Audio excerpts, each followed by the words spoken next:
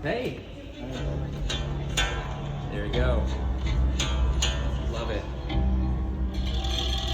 It's about $100 worth of parts from Home Depot. Okay. So this is called this thing. This is called an EBO. I use it for playing electric guitar, but it creates like a magnetic disturbance, and just it starts vibrating the string, basically. It's like a bow. It's called an EBO.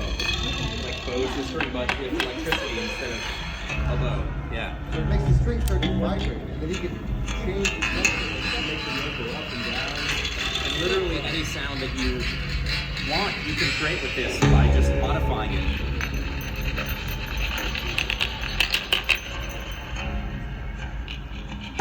I like to call this old tech meets new tech.